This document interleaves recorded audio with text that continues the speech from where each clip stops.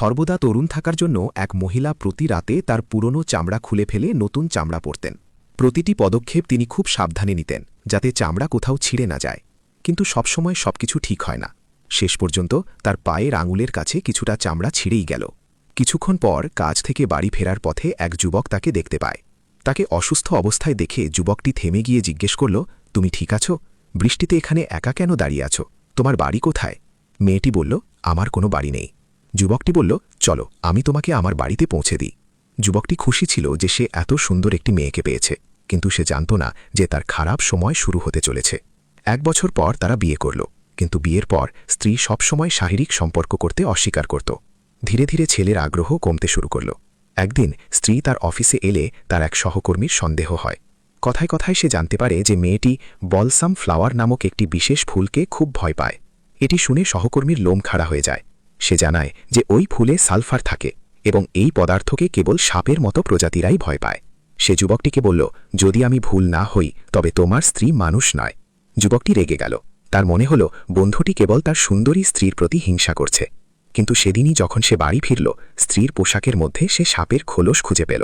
ভয়ে সে মেঝেতে বসে পড়ল এবং ভাবল এটা কিভাবে সম্ভব।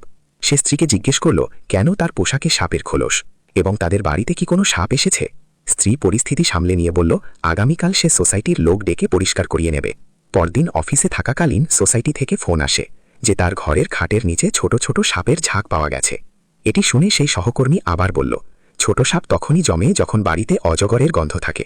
যুবকটি তবুও বিশ্বাস করতে পারছিল না। বন্ধু তাকে বোঝালো তার স্ত্রী এখনও পুরোপুরি রূপ বদলাতে পারেনি। সে গতকালই চামড়া বদলেছে, তাই সে এখন খুব দুর্বল এবং তার যুবকটিকে প্রয়োজন। এরপর সে তাকে একটি ছোট কোঁটা দিয়ে বলল এটি নিজের কাছে রাখতে। সন্ধ্যায় যুবকটি বাড়ি ফিরে খুব অস্থির ছিল। তখনই স্ত্রী বলল সে তাকে ইয়াংশু নামক এক পাহাড়ি জায়গায় নিয়ে যেতে চায়, যেখানে সে তাকে পুরোপুরি নিজের আয়ত্তে নেবে। যুবকটির বন্ধুর কথা মনে পড়ল। রাতে স্ত্রী ঘুমিয়ে পড়লে সে মোবাইলে ওই জায়গাটি সম্পর্কে সার্চ করে জানতে পারল যে সেখান থেকে মানুষ প্রায়ই রহস্যময়ভাবে নিখোঁজ হয়ে যায়। পরের দিন সে স্ত্রীর সাথে তার এক বান্ধবীর হোটেলে পৌঁছাল। বান্ধবীটিও খুব সুন্দরী ছিল, কিন্তু যুবকটির মনে তখন শুধু ভয়। বান্ধবীটি তাকে একটি বিশেষ খাবার ও পানীয় দিয়ে বলল, আজ রাত তোমাদের জন্য বিশেষ, এটি খেয়ে নাও। যুবকটি সামান্য পান করে মাতাল হওয়ার অভিনয় করল। স্ত্রী তাকে ঘরে নিয়ে এলো। যখন সে কাছে আসতে চাইল তখন সে চোখের একটি মাস্ক বের করে বলল, একটু রোমান্স বাড়ানো যাক। যুবকটি রাজি হল, কিন্তু হাত বাড়াতেই নিচে সে ঠান্ডা ও পিচ্ছিল কিছু অনুভব করল।